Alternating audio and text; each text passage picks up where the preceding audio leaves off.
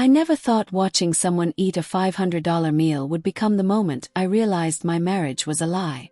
But sometimes the most expensive truths come disguised as ordinary dinners. My name is Claire, and this is the story of how my husband's cruelest humiliation became the catalyst for the most satisfying business partnership I ever imagined.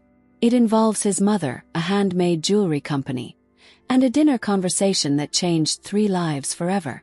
4 years ago, I married Jonathan Pierce, a successful investment banker with dark hair, calculating green eyes, and the kind of confidence that made boardrooms listen when he spoke.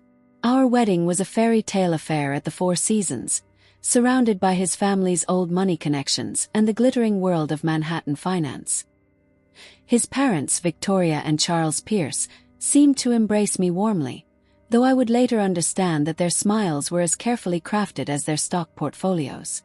Jonathan and I had met at a gallery opening in Soho. I was there showcasing my handmade jewelry collection, nervous about my first real exhibition but excited about the possibilities. My pieces were delicate, nature-inspired creations that told stories through silver and semi-precious stones. I had spent 2 years perfecting my techniques, saving every penny to afford the gallery space, dreaming of the day when my art could become my livelihood. Jonathan approached my display case with genuine curiosity, asking thoughtful questions about my creative process and the symbolism behind each piece.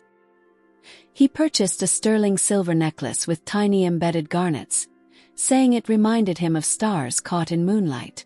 Later, he told me it was the poetry in my work that first attracted him, the way I could capture emotion in metal and stone. Those early months felt like living in a romantic movie. Jonathan would surprise me with weekend trips to Vermont, where we would walk through autumn forests while I collected inspiration for new designs. He would sit in my tiny studio apartment, watching me work with what seemed like genuine fascination, asking about each tool and technique. When I landed my first commission, a custom wedding set for a prominent lawyer's daughter, he took me to dinner at Le Bernardin to celebrate. The man I fell in love with seemed to understand that my jewelry was more than a hobby. He called it my calling, my gift to the world. He would wear the silver cufflinks I made him to important business meetings, proudly telling colleagues that his girlfriend was a rising artisan. When clients complimented them, he would hand out my business cards with genuine pride. Our engagement was everything I had dreamed of. Jonathan proposed with a ring he had commissioned me to design for myself, a unique piece that incorporated elements from my own artistic style. He said he wanted our marriage to begin with something that represented who I truly was, not just who he wanted me to become. The gesture felt like a promise that he would always support my creative independence. After our wedding, I moved into Jonathan's Upper East Side penthouse, a wedding gift from his parents that probably cost more than I would make in a decade. The apartment had floor-to-ceiling windows overlooking Central Park, marble countertops, and enough space for me to set up a proper studio. I converted one of the spare bedrooms into my workshop, installing specialized lighting and organizing my tools with the excitement of someone finally having room to truly create. My jewelry business was growing steadily. Word of mouth brought me new clients, and my pieces were being featured in small boutiques around the city. I had developed a signature style that combined traditional silversmithing with contemporary design, creating pieces that felt both timeless and modern. My Instagram following was growing, and I had started receiving inquiries from potential customers as far away as California. But something was shifting in Jonathan. The man who had once sat for hours watching me work began making comments about the mess in my studio. The husband who had proudly worn my cufflinks started leaving them in his drawer, saying they were too casual for his increasingly important business meetings. When I excitedly showed him a new commission or a positive review, his responses became shorter, more distracted. The first real warning sign came 6 months after our wedding, during a dinner party at his parents' estate in the Hamptons. Victoria Pierce had invited several of their social circle, including some of the most influential women in their community. These were women who collected art, who understood craftsmanship, who should have been my ideal customers. I saw the evening as an opportunity to share my work with people who had both the appreciation and means to support independent artists. I had carefully selected a few of my most elegant pieces to wear that evening, hoping to spark conversations about my work. The necklace I chose had taken me weeks to complete, featuring hand-carved silver leaves interwoven with tiny pearls. It was subtle but stunning, the kind of piece that invited closer inspection and questions about its creation. During cocktails, several women did notice my jewelry and asked about it. I was thrilled to explain my process, to share the stories behind each piece, to connect with potential clients who seemed genuinely interested. Victoria's friend Margaret, a sophisticated woman in her 60s who collected contemporary jewelry, was particularly engaged. She asked for my card and mentioned that she was planning her daughter's wedding and would love to discuss custom pieces. Then dinner was served, and everything changed. Jonathan was seated across from me at the long mahogany table, engaged in conversation with his father and several other men about market trends and investment strategies. I was listening with half attention, more focused on the continuing conversation about my work with the women around me. Margaret was telling me about a jewelry artisan she had discovered in Santa Fe, comparing techniques and asking about my training. That's when I heard Jonathan's voice cutting through the dinner conversation. He was talking to the men at his end of the table, but his voice was loud enough for everyone to hear. What he said would replay in my mind for months afterward. Jonathan was laughing as he spoke, the kind of indulgent laugh you might use when discussing a child's amusing antics. He said that he had to apologize if anyone was bothered by his wife's little craft projects tonight. He explained that I had this adorable hobby where I made jewelry in our spare bedroom, and I got so excited about it that I insisted on wearing my homemade pieces to nice events. The conversation around the table quieted as people turned their attention to Jonathan. He continued, seemingly oblivious to the discomfort he was causing. He said that he kept trying to convince me to buy real jewelry for occasions like this, but I was so attached to my little art projects that I refused to wear anything I hadn't made myself. But he wasn't finished. Jonathan went on to say that while it was sweet that I had such a creative outlet, he hoped I would eventually outgrow this phase and focus on more appropriate activities for someone in our social position. He mentioned that his mother had offered to introduce me to several charity organizations where I could channel my need to stay busy into something more suitable for a banker's wife. Victoria, sitting at the head of the table in her perfectly tailored black dress, nodded approvingly. She added that it was important for young wives to understand their role in supporting their husband's career, and that hobbies were wonderful as long as they didn't interfere with more important responsibilities. I sat there in my handcrafted necklace, surrounded by the fruits of my labor and passion, listening to my husband reduce everything I had worked for to a cute little craft project that I needed to outgrow. The women who had been asking about my work just moments before suddenly seemed fascinated by their dinner plates. Margaret, who had been so enthusiastic about potential commissions, now avoided making eye contact. The rest of the evening passed in a blur of forced smiles and hollow conversations. I played the role of the dutiful wife, laughing at appropriate moments and deflecting attention from my obvious discomfort. When we finally left that night, Jonathan actually complimented me on how well I had handled myself, as if I should be grateful for the opportunity to be publicly humiliated by the man who claimed to love me. On the drive back to the city, I tried to explain how his comments had hurt me. I told him that my jewelry wasn't just a hobby, that it was my art, my business, my contribution to the world. He responded by saying that I was being too sensitive, that he had been trying to manage a potentially awkward situation where I might have seemed too pushy about my little business. That's when I realized that the man I had married saw my life's work as something embarrassing that needed to be managed. The next morning, while Jonathan was at his office making real money with real work, I sat in my studio surrounded by the tools and materials that had once brought me such joy. Everything looked the same, but something fundamental had shifted. I began to see my space through Jonathan's eyes, and for the first time, it looked small and insignificant. Over the following weeks, I found myself questioning everything. When potential customers contacted me through my website, I wondered if Jonathan was right about my work being unprofessional.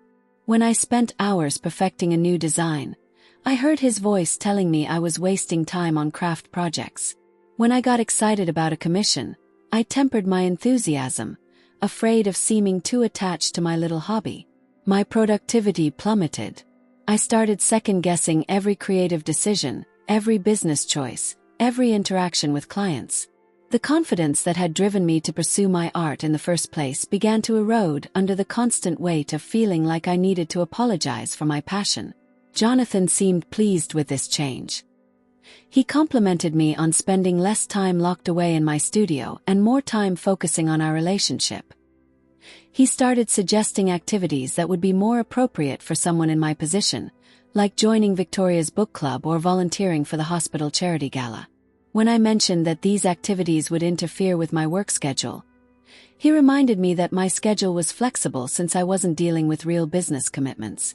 But then something happened that changed the trajectory of everything. 3 months after that horrible dinner party, I received an email that I almost deleted. The subject line read Jewelry Commission Inquiry, which had become routine enough that I might have ignored it during my period of creative paralysis. But something made me open it, and what I read inside sparked the first real excitement I had felt about my work in weeks. The email was from a woman named Sarah Chen, a tech entrepreneur who had seen my work on Instagram. She was getting married in 6 months and wanted to commission a complete jewelry set for her wedding party, including a custom necklace for herself, earrings for 6 bridesmaids, and matching cufflinks for the groomsmen. She had a generous budget and was specifically looking for an artist who could create pieces that told a story about her relationship and her cultural heritage. This was exactly the kind of commission I had always dreamed of receiving. It was complex, creative, and financially significant. More importantly, it was from someone who understood and valued what I was trying to accomplish as an artist. Sarah's email was filled with references to specific pieces she had seen in my portfolio, detailed questions about my process, and genuine enthusiasm for collaborating on something unique and meaningful. I spent hours crafting my response, putting together a proposal that showcased not just my technical skills but my ability to translate emotion and meaning into wearable art. I included sketches, material samples, and a timeline that would allow for multiple revisions and consultations. When I finally hit send, I felt more like myself than I had in months. Sarah's response was immediate and enthusiastic. She loved my proposal, approved my timeline, and was ready to put down a deposit that represented more money than I had ever received for a single commission. We scheduled a meeting for the following week to discuss details and begin the collaborative process. I was so excited about this opportunity that I made a mistake I would later regret. I told Jonathan about it. That evening over dinner, I shared Sarah's commission with a kind of enthusiasm I hadn't felt in months. I explained the scope of the project, the creative challenges it presented, and the significance of the financial opportunity. For the first time since that dinner party, I allowed myself to feel proud of what I had accomplished and excited about what I was planning to create. Jonathan listened to my explanation with what seemed like polite interest. He asked a few questions about the timeline and the payment structure, and I interpreted his attention as a return to the supportive partnership we had once shared. I thought that maybe seeing the professional nature of this commission would help him understand that my work was more than a craft project. I was wrong. The next day, while I was out meeting with Sarah to finalize the commission details, Jonathan made a phone call that would change everything. I didn't learn about this call until weeks later, but its impact was immediate and devastating. Jonathan called Sarah's office, identifying himself as my husband and business manager. He told her that there had been a family emergency and that I would not be able to complete the commission we had discussed. He explained that I was dealing with some personal issues that made it impossible for me to take on such a large project, and he apologized for any inconvenience this might cause. Sarah, being a professional and understanding person, responded with concern and empathy. She asked if there was anything she could do to help, whether the timeline could be adjusted, or if there was a way to work around whatever crisis I was facing. Jonathan assured her that the situation was too complex for modifications, and that the best thing for everyone would be to consider the commission cancelled. When I returned home from what I thought had been a successful meeting with my new client, I had no idea that my husband had just destroyed the most important opportunity of my career.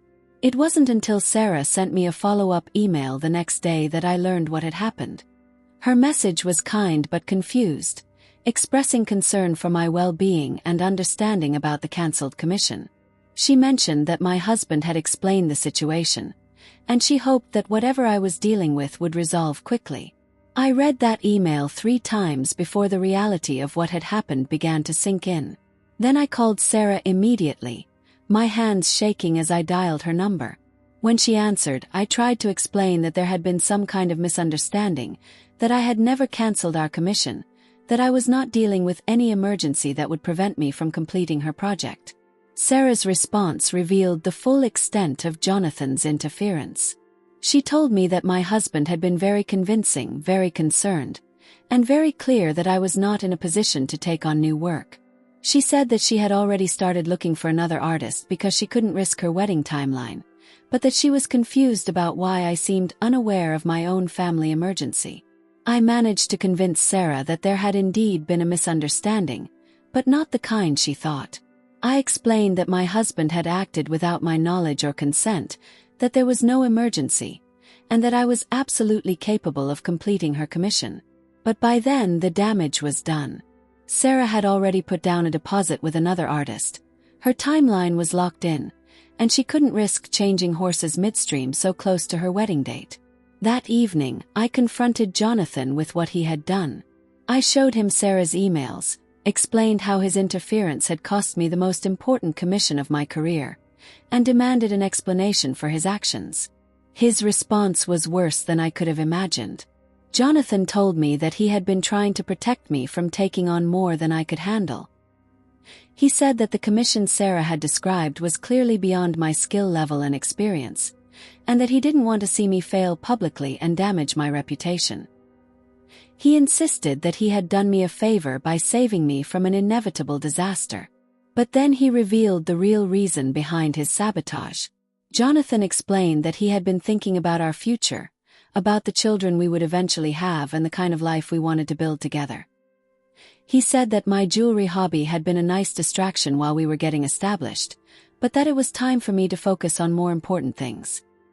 He mentioned that Victoria had offered to sponsor my membership in several prestigious organizations where I could make the kind of connections that would benefit his career. He told me that successful marriages required sacrifice, and that the wives of successful men understood their role in supporting their husbands' ambitions. He said that he wasn't asking me to give up my creativity entirely, but to channel it into more appropriate outlets that wouldn't interfere with our social obligations or my responsibilities as his wife. I listened to this explanation with growing horror, realizing that the man I had married had never seen me as an equal partner with my own dreams and ambitions. To Jonathan, I was an accessory to his life, a supporting character in his story of success, and my art was an inconvenient distraction from my proper role. That night, I lay awake next to my husband, staring at the ceiling and trying to process what had happened. I thought about Sarah's commission, about the creative challenges it would have presented and the doors it might have opened. I thought about the other opportunities one had missed, the clients I had turned away because Jonathan had convinced me I was taking on too much. I wondered how many times he had interfered with my business without my knowledge.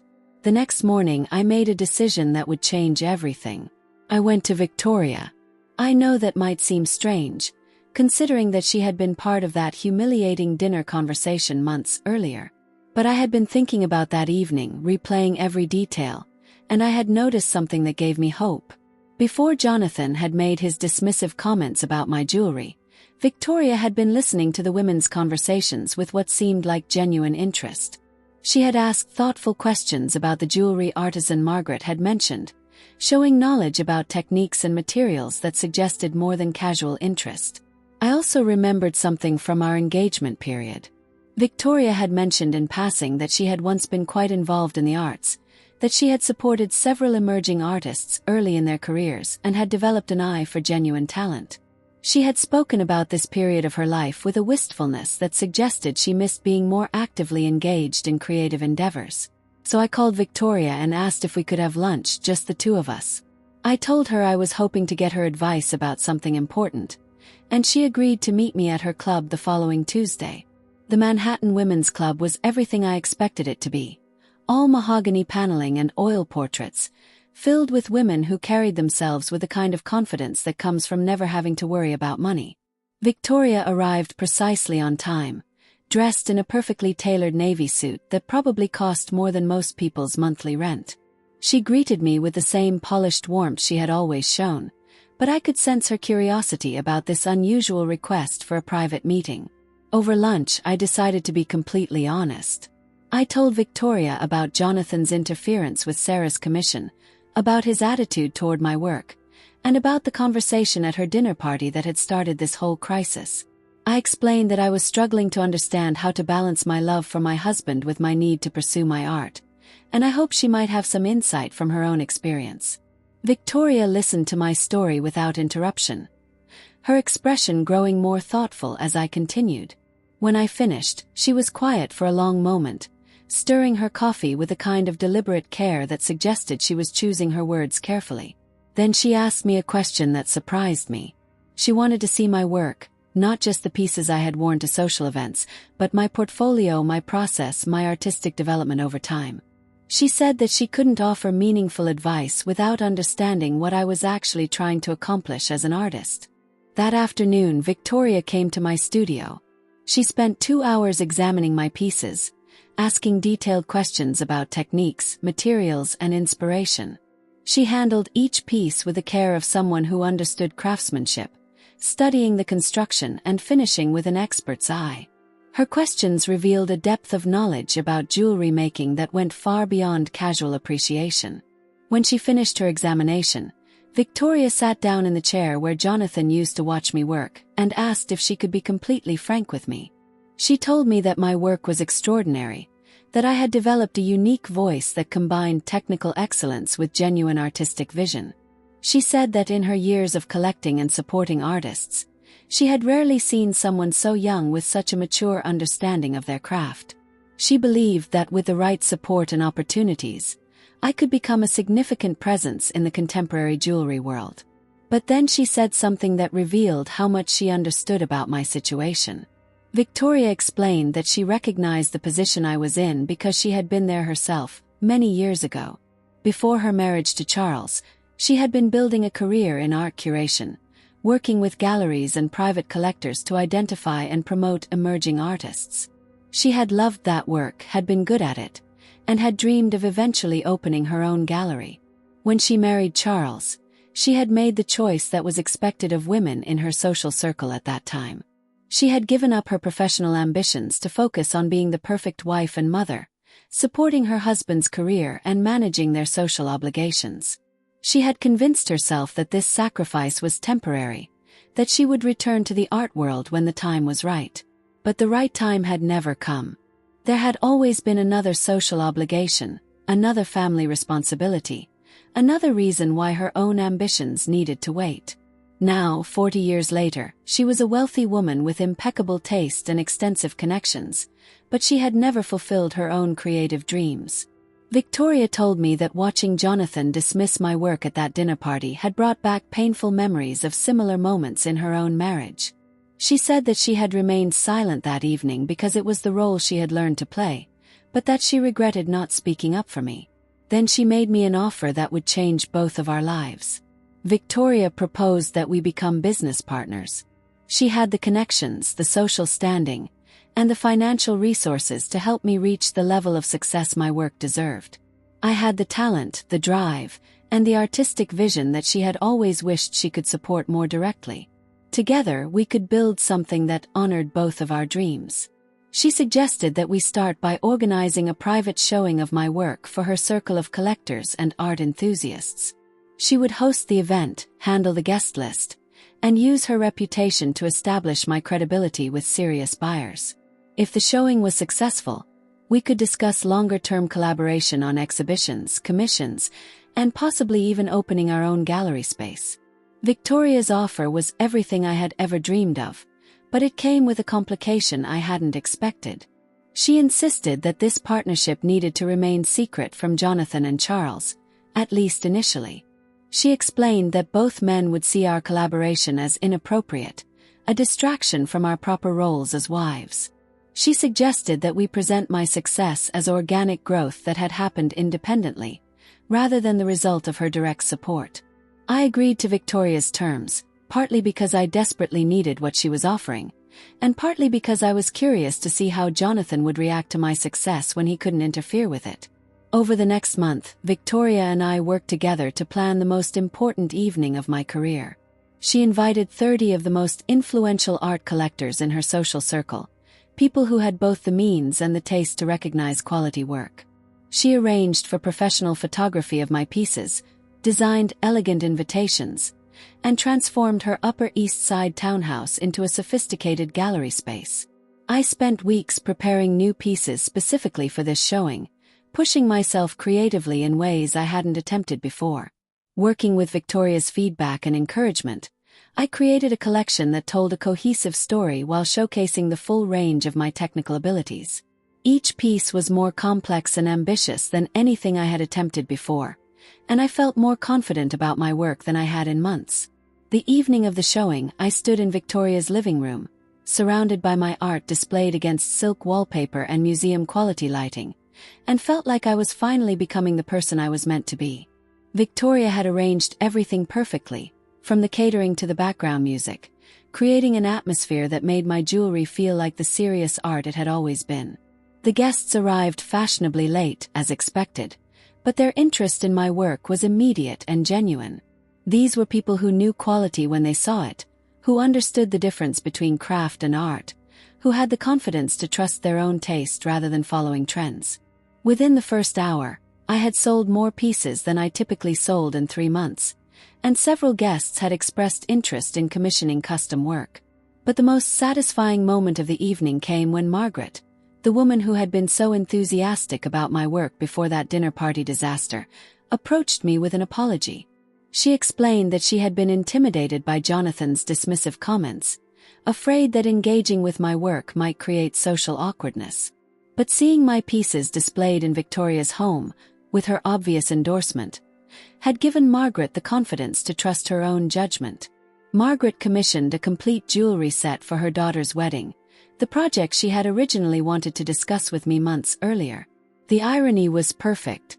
Jonathan's attempt to embarrass me had actually led to the opportunity that was now launching my career to a new level. By the end of the evening, I had sold more than half of the pieces on display and had received inquiries about custom commissions that would keep me busy for months. More importantly, I had been accepted into a world of serious collectors who would remember my name and recommend my work to others. Victoria and I celebrated with champagne after the last guest left, surrounded by the red dots that mark sold pieces and the business cards of potential clients. She told me that the evening had exceeded her expectations, that the response to my work had been unanimous, and that several guests had already called to ask when they could see more of my pieces. But our celebration was interrupted by an unexpected phone call. Jonathan had been attending a business dinner that evening, a carefully planned excuse that allowed him to avoid Victoria's party without seeming unsupportive. He wasn't supposed to be home for another hour, but his event had ended early, and he was calling to let me know he was on his way upstairs. Victoria and I quickly began packing up the remaining pieces and dismantling the gallery setup. We had discussed this possibility and had a plan for explaining my absence, but we hadn't expected to need it so soon. By the time Jonathan's key turned in the lock, I was sitting in our living room, apparently having spent the evening reading. Jonathan asked about my day, and I gave him the carefully rehearsed story we had prepared. I told him that I had spent the afternoon working in my studio and the evening catching up on some reading. He seemed satisfied with this explanation, tired from his own business obligations and ready to move on to discussing his evening. But as the days passed, the evidence of my successful showing became harder to hide. Orders started coming in for custom pieces, my Instagram following began growing rapidly, and my bank account reflected the most profitable week of my career. Jonathan noticed the increased activity but didn't seem to understand its significance. When he asked about the sudden uptick in my jewelry orders, I explained that I had been working on my online marketing and that my efforts were finally paying off. He seemed pleased that I was taking a more professional approach to my hobby, not realizing that the sophistication he was noticing was the result of Victoria's guidance and support. Over the following weeks, Victoria and I continued our secret partnership. She introduced me to other collectors, recommended my work to friends who were planning special events, and helped me navigate the business aspects of selling to high-end clients. My prices increased dramatically as my reputation grew, and my waiting list for custom commissions extended months into the future. The transformation of my business was so dramatic that even Jonathan began to take notice. When I mentioned that I had booked more work than I could handle alone, he suggested that maybe it was time for me to consider whether I was taking on too much. The irony of his concern, given his sabotage of Sarah's commission, wasn't lost on me. But the real test of our secret partnership came when Victoria suggested that it was time for the next phase of our collaboration.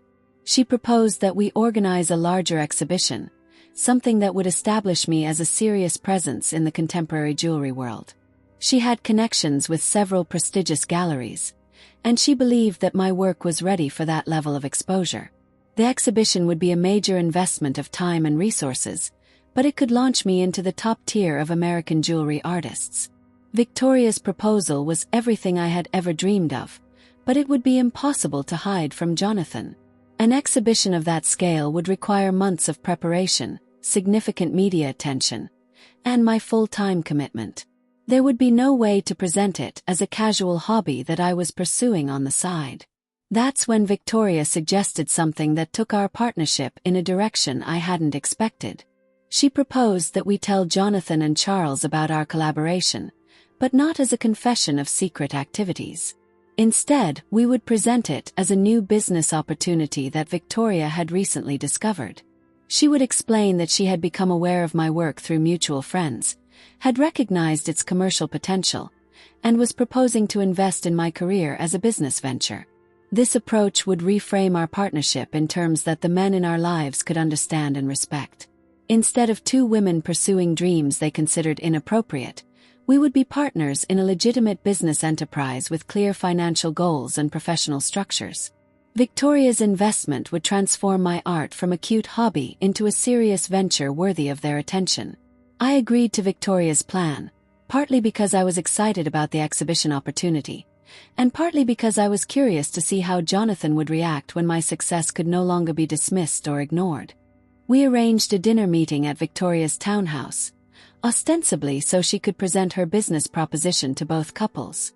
Charles and Jonathan arrived expecting a social evening, unaware that they were about to witness the unveiling of a partnership that would challenge everything they thought they knew about their wives.